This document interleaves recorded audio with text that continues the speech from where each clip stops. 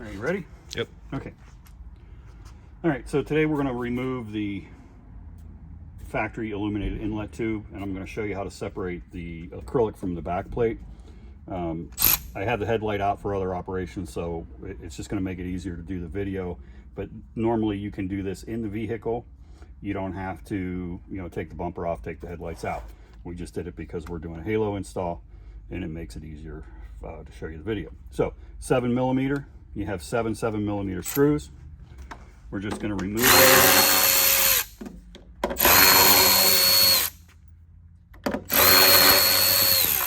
So those three allow you to pull it out. If you're doing the passenger side, go ahead and remove all the screws before you pull it out. That way it's easier. On these, for the back plate, they have a rubber washer, so make sure when you put it back together that you put the rubber washer and seal it.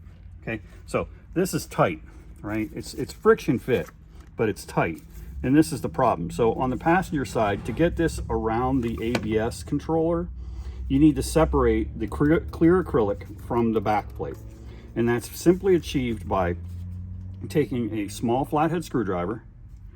You insert it in the curved part between the seal and the metal, not between the acrylic and the seal, but between the metal back plate and the seal. You push it in and you just pry it up a little bit, pry it up again,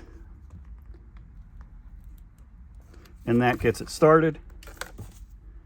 And sometimes they're a little bit temperamental, but then you can see that it comes right apart, right? And that's it. That's how you separate it. And then the acrylic piece can come out from around the ABS controller, and the back plate can come out by itself. Keep all the pieces because you're going to reassemble it. That's it.